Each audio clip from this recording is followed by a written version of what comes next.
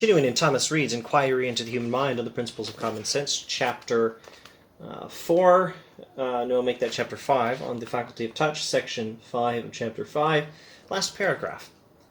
The sensation of heat and the sensation we have by pressing a hard body are equally feelings, nor can we by reasoning draw any conclusion from the one, but what may be drawn from the other. But by our constitution we conclude from the first an obscure or occult quality, occult roughly meaning mysterious, of which we have only this relative conception that it is something adapted to raise in us the sensation of heat.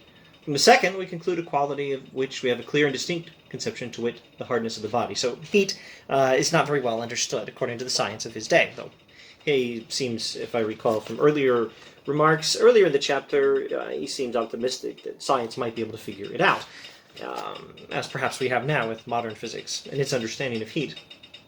Anyway, the sensation by which we experience something hard or something hot, if only this teacup were hot at this time, the tea has gone cold.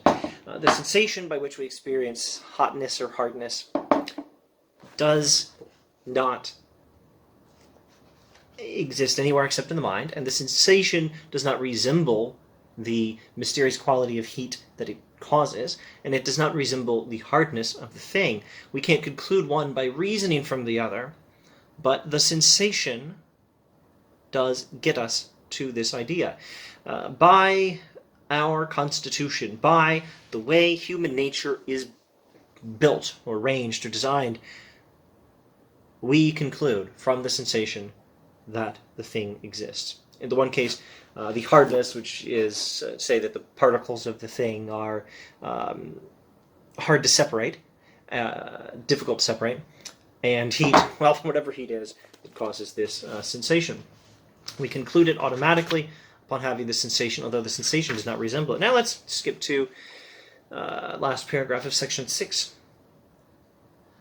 Upon the whole, it appears that our philosophers have imposed upon themselves and upon us, in pretending to deduce from sensation the first origin of our notions of external existences, of space, motion, and extension, and all the primary qualities of body, that is, the qualities whereof we have the most clear and distinct conception. Our philosophers have done us a disservice in imagining that they can conclude, this is so a criticism of John Locke, our philosophers, and those like Locke, have imposed upon themselves and upon us. Our philosophers, like Locke and his ilk, have done us a disservice in imagining that they can deduce all these ideas of the world outside the mind from the sensations of those ideas. These qualities do not at all tally with any system of the human faculties that hath been advanced. They have no resemblance to any sensation or to any operation of our minds, and therefore they cannot be ideas either of sensation or of reflection. The very conception of them is irreconcilable to the principles of all our philosophic systems of the understanding. The belief of them is no less so. That is to say, all the principles of all our philosophic systems of the understanding, except this one.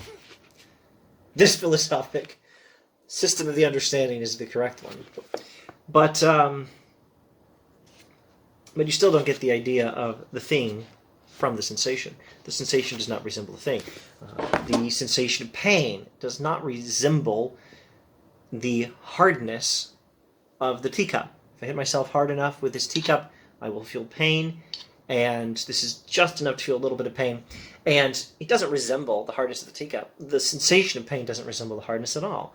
And even this painless sensation, which is very difficult to describe, but, go back earlier in the chapter on the subject, this sensation doesn't resemble the hardness of the teacup.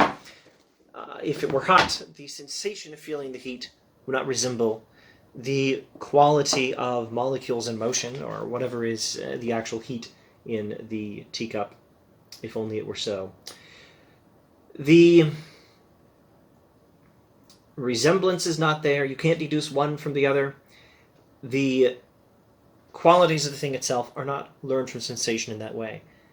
They are learned more or less automatically by the operation of the mind, according to the principles by which the mind is built or designed or arranged.